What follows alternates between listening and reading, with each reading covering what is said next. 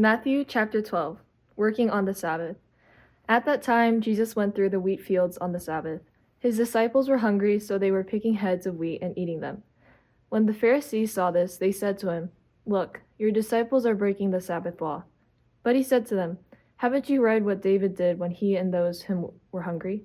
He went into God's house and broke the law by eating the bread of the presence, which only the priests were allowed to eat. Or haven't you read in the law that on the Sabbath the priests in the temple treat the Sabbath as any other day and are still innocent? But I tell you that something greater than the temple is here.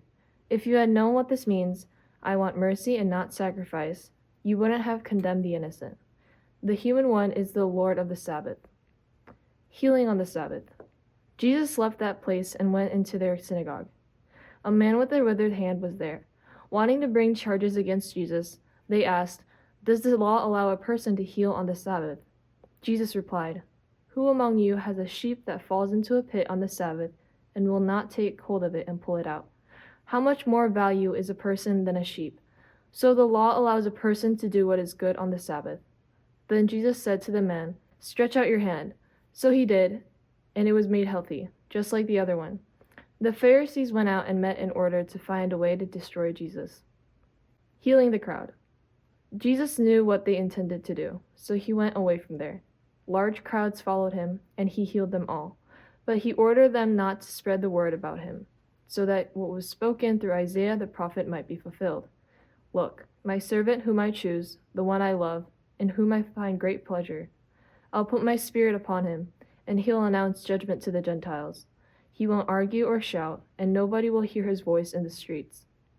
He won't break a bent stalk, and he won't snuff out a smoldering wick, until he makes justice win. And the Gentiles will put their hope in his name."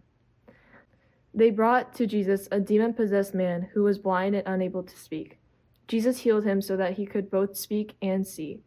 All the crowds were amazed and said, "This man couldn't be the son of David, could he?" When the Pharisees heard, they said, "This man throws out demons only by the authority of Beelzebul, the ruler of the demons."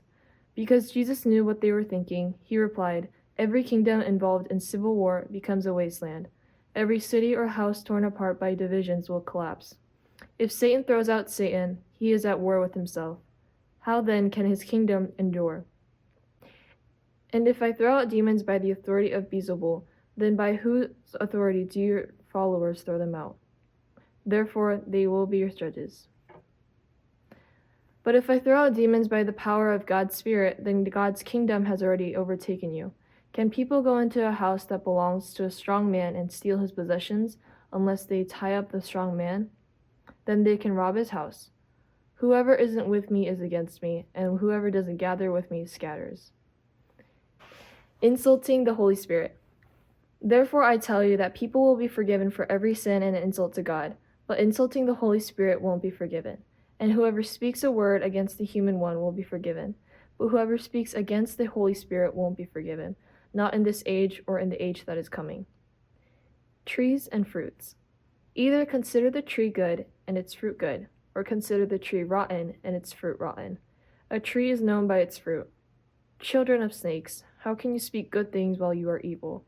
What fills the heart comes out of the mouth. Good people bring out good things from their good treasure, but evil people bring out evil things from their evil treasure.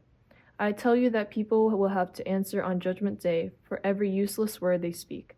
By your words you will be either judged innocent or condemned as guilty. Request for a sign. At the time, some of the legal experts and the Pharisees requested of Jesus, "Teacher, we would like to see a sign from you." But he replied, "An evil and unfaithful generation searches for a sign, but it won't receive any sign except Jonah's sign.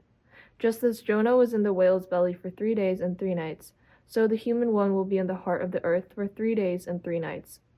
The citizens of Nineveh will stand up at the judgment with this generation and condemn it as guilty, because they changed their hearts and lives in response to Jonah's preaching. And look, someone greater than Jonah is here.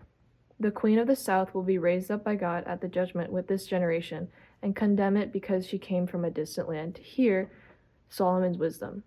And look, someone greater than Solomon is here. Unclean spirit seeking a home. When an unclean spirit leaves a person, it wanders through the dry places looking for a place to rest, but it doesn't find any. Then it says, I'll go back to the house I left. When it arrives, it finds the place vacant, cleaned up, and decorated. Then it goes and brings it with it 7 other spirits more evil than itself. They go in and make their home there. That person is worse off at the end than at the beginning. This is the way it will also be for this evil generation. Jesus' family. While Jesus was speaking to the crowds, his mother and brothers stood outside trying to speak with him. Someone said to him, Look, your mother and brothers are outside wanting to speak with you. Jesus replied, Who is my mother? Who are my brothers? He stretched out his hand toward his disciples and said, Look, here are my mother and my brothers. Whoever does the will of my Father who is in heaven is my brother, sister, and mother.